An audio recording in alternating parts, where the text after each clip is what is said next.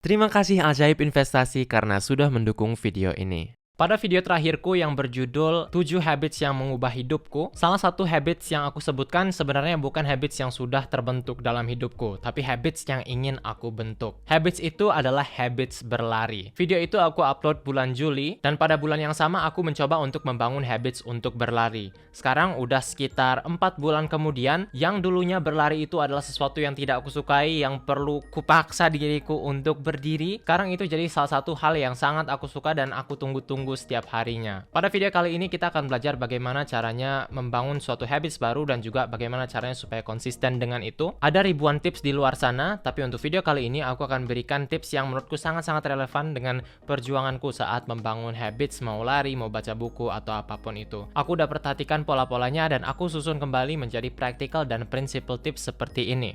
Entah teman-teman mau membangun habits baru atau sedang kesulitan dengan habits yang sudah ada sekarang, semoga video ini dapat membantu teman-teman. Tip yang pertama adalah untuk memilih pertarungan yang tepat. Kita punya waktu dan energi yang terbatas, jadi di antara kolam 999.000 habits di luar sana, kita harus milih benar-benar apa kira-kira yang bisa kita lakukan lebih bermakna dan juga akan memberikan return 80% dari rewards yang kita cari. Hanya karena orang sekarang lagi sering nge-gym atau sering baca buku, nggak berarti teman-teman juga harus mengikutinya. Dan kita harus coba pilih pertarungan yang tepat, pilih habits yang paling high leverage, yang berarti itu paling bermakna dan juga paling efisien dan efektif untuk memberikan return yang kita inginkan. Bagiku mungkin habits yang menurutku berguna adalah olahraga karena aku ingin sehat, aku ingin bisa lari jauh tanpa capek yang berlebihan, atau juga habits mendata pemasukan dan pengeluaranku karena aku nggak pengen puyeng tentang duit di masa depan. Ngomongin tentang duit, salah satu habits yang high leverage yang nggak mau dilakukan banyak orang di umur 20-annya karena masih nggak terlihat light at the end of the tunnelnya, yaitu adalah habits investasi. Nah, terima kasih kepada Ajaib Investasi karena udah mensponsori video ini. Teman-teman yang menggunakan Ajaib dengan kode ZAHID akan dapat 1 lot saham gratis. Nah, gimana caranya? Menjelang akhir video akan aku bantu jelaskan. Tip kedua untuk konsisten dengan habits baru adalah dengan melihat hal sekecil apapun sebagai suatu kesuksesan. Yang terpenting dalam membangun habits yaitu adalah konsistensi. Dan konsistensi ini nggak melulu soal kita harus lebih baik dari hari yang kemarin, tapi konsistensi ini adalah tentang tetap hadir. Ini berarti bahwa kalau suatu hari kita bisa lari 3 kilo, terus besoknya 4 kilo, besoknya 5 kilo, bukan berarti trennya harus naik seperti itu. Bisa jadi besoknya hidup itu datang memukul kita dan tahu-tahu kita sangat sulit untuk bisa lari setengah daripada jarak yang kita bisa sebelumnya. Saat itu yang penting bukanlah untuk selalu progres, tapi untuk tetap aja hadir. Jalan keluar 20 detik, 1 menit, 2 menit, terus balik lagi ke rumah, itu udah nggak apa-apa. Itu adalah suatu kemenangan dan checklist itu dari to-do list kita. Yang perlu diingat dalam membangun habits adalah bangkit dari hari yang nggak begitu bagus secara perlahan-lahan itu jauh lebih mudah daripada nggak melakukan apa-apa sama sekali dan kita kehilangan habit itu dan harus membangunnya lagi. Jadi karena itu sekecil apapun yang kita lakukan hadir saja. Kemudian tip ketiga adalah teman-teman harus mengenal yang namanya the dip dalam membangun habits. The dip ini adalah salah satu kurva favoritku yang sering aku ceritakan juga di channel ini. Kalau dalam konteks membangun habits, the dip itu artinya adalah bahwa setiap habit atau setiap hal baru yang pengen kita mulai itu pasti di awalnya akan sangat mudah sekali untuk dilakukan karena kita lagi ada di masa paling termotivasi, semua hal itu terasa baru dan rasanya itu progres kita cepet banget. Cuma nanti mau apapun yang kita lakukan pasti masuk masa nggak enaknya. Nanti bakal ada godaan-godaan yang terjadi di masa dip yang sedang di jurang itu. Tahu-tahu kita pegel, merasa sedikit gantuk dan ada godaan besar untuk tetap di rumah saja. Dan itu adalah momen dimana kita harus tetap nge-push, mau enak mau enggak, mau termotivasi atau enggak, kita tetap aja harus hadir. Nanti kalau misalnya kita udah melewati masa itu, barulah kita kembali menanjak di kurva dip itu dan disitulah kita paling bahagia dan paling merasa bahwa oh ternyata hal yang sudah aku lakukan kemarin itu membawa manfaat yang sangat bagus buatku. Membangun otot yang berjendol-jendol itu susah karena kebanyakan orang berhenti di kurva dip. Orang-orang yang membangun channel YouTube juga susah karena sebelum channelnya di notice udah memilih untuk keluar di jurang dipnya. Dan di setiap habit apapun yang pengen kita bangun pasti bakal ada jurang dip ini. Dan satu-satunya tugas kita saat melihatnya adalah untuk menyadari bahwa dengan terus datang saja setiap hari, kita bakal jadi sekian persen orang yang melewati dip tersebut dan mendapatkan return yang sangat sulit untuk direplikasi oleh orang lain. Jadi ingat, dalam setiap habits yang kita lakukan pasti polanya tuh selalu mudah, susah, mudah banget. Tip berikutnya adalah untuk memikirkan kualitas belakangan. Banyak sekali dalam membangun habits baru, kita itu nunggu nanti punya sepatu yang baru, nunggu punya treadmill di rumah, nunggu nanti buku buku A keluar, buku B keluar, dan sebagainya. Lalu kita juga perfeksionis bahwa kita pengen setiap habits yang kita lakukan itu pasti selalu lebih bagus dan selalu lebih baik dari hari yang kemarin, dan kita harus improve 1% setiap harinya. Tentu saja sebaik apapun ide itu, lagi-lagi kita punya tuntutan lain di luar membangun habits ini, dan tuntutan itu bisa membuat habits kita ini tergoyang-goyang. Justru karena itu, di awal-awal kita harus lebih fokus ke kuantitas daripada kualitas. Paradoxically, ini si kuantitas yang banyak itulah justru yang akan nantinya mengantarkan kualitas. Kalau kita fokus ke kualitas dulu, pertama kita jadi nunda-nunda apa yang pengen kita lakukan,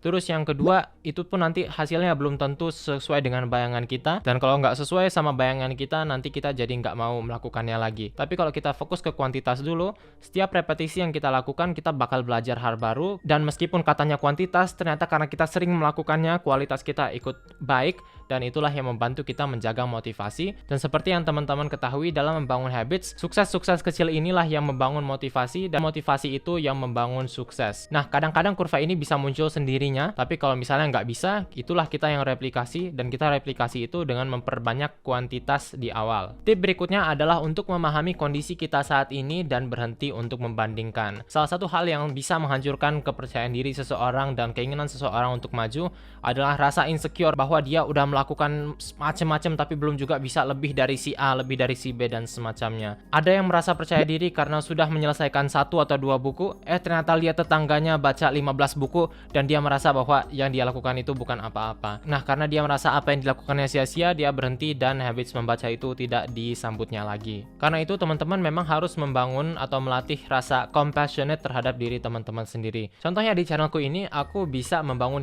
habits A, B, C, D, E, ngomong soal self-development, productivity, dan semacamnya, karena memang essentials atau basics yang udah ada di hidupku itu udah di cover sama orang tua, situasi dan kondisi, keberuntungan, dan semacamnya. Tapi bagi kebanyakan orang tentu ini bukan kasusnya. Jadi mungkin walaupun teman-teman bisa belajar soal membangun habits dariku, bukan berarti teman-teman tuh harus sepertiku. Kayak ambil ilmunya tapi jangan pengen kayak nge-copy hidupnya gitu. Karena situasi dan kondisi masing-masing kita berbeda-beda. Dalam membangun habits kita itu memang harus fokusnya adalah untuk improve diri kita sedikit demi sedikit, bukan untuk jadi lebih daripada si A, lebih daripada si B dan C dan semacamnya. Karena orang yang bisa kita kalahkan itu pasti selalu aja ada. Nanti udah lebih dari si A, ada lagi si C, ada lagi si F, si G, si H, dan seterusnya. Tapi kalau misalnya kita punya outlook hidup yang memang fokus ke internal diri kita sendiri, kita mau bangun habits lari, ya mau selambat apapun kita lari, karena itu udah lebih baik daripada diri kita yang kemarin yang susah banget untuk melangkah ke dapur aja. Itu udah suatu hal yang sangat hebat dan kita harus apresiasi diri kita. Jadi pahami situasi dan kondisi diri kita. Mungkin si A, si B bisa mencapai hal yang sangat luar biasa karena memang circumstances atau keberuntungan berpihak kepada mereka. Ya alhamdulillah, syukur, bagus sekali untuk mereka.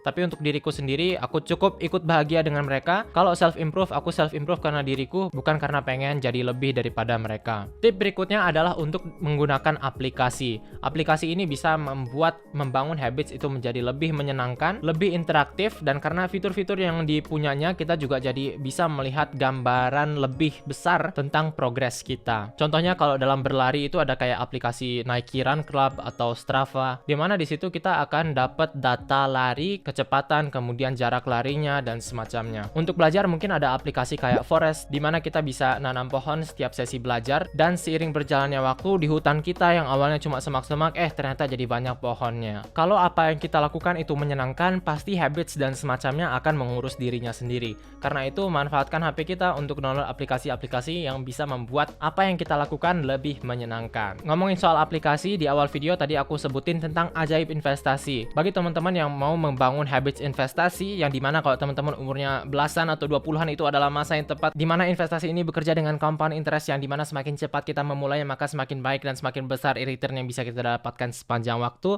Aku ingin membantu teman-teman memulainya dengan ajaib investasi. Untuk mendaftar ke ajaib, caranya simple banget. Teman-teman hanya perlu mengisi data diri beserta kode referral ajaib Zahid, kemudian klik daftar. Setelah itu teman-teman akan mendapatkan request untuk verifikasi email seperti biasa. Setelah ini jangan lupa untuk siapkan KTP KTP karena teman-teman akan ditanyain NIK dan semacamnya. Nanti teman-teman akan ditanyain profil resiko investasi. Nah, di sini teman-teman nggak perlu menjawab 100% akurat, teman-teman bisa mengasumsi berdasarkan pemahaman dan pengalaman teman-teman sejauh ini. Jangan khawatir karena profil resiko investasi bisa selalu diubah seiring berjalannya waktu. Jika sudah registrasi, jangan lupa untuk klik buka akun saham. Setelah itu, teman-teman bisa langsung mulai investasi dengan akun sahamnya. Untuk memulai investasi, pertama, teman-teman harus top up dulu rekening dana nasabahnya. Untuk top up rekening dana nasabah, teman-teman cukup buka aplikasi Ajaib, kemudian input PIN yang sudah didaftarkan, kemudian klik profil teman-teman yang ada di pojok kiri atas. Nanti teman-teman bisa transfer melalui ATM, internet banking, atau mobile banking ke nomor RDN yang tertera. Untuk melihat apakah top up RDN teman-teman sukses, teman-teman tinggal pencet tombol riwayat. Jika sudah tertera di halaman riwayat, maka transaksi RDN teman-teman sudah selesai dilakukan. Untuk membeli saham, teman-teman tinggal pencet tombol tambah watchlist. Lalu untuk membeli saham pilihan teman-teman, tinggal swipe ke kanan dan klik beli. Di Ajaib, teman-teman juga bisa menentukan harga beli atau jumlah lot saham yang teman-teman inginkan. Atau teman-teman juga bisa menyentuh angka-angka yang ada di order book untuk mendapatkan informasi lebih lanjut. Jika sudah, teman-teman tinggal klik beli dan konfirmasi order. Untuk menjual saham, teman-teman tinggal ke halaman portofolio, kemudian swipe ke kanan saham yang ingin teman-teman jual, kemudian teman-teman tinggal menentukan harga jual atau jumlah lot yang ingin teman-teman jual, atau sesimpel dengan mengeklik angka-angka yang ada di order book. Investasi itu sangat mudah, yang susah adalah memulai kebiasaannya. Karena itu, jangan lupa gunakan kode Ajaib Zahid untuk mendapatkan 1 lot saham sebagai hadiah.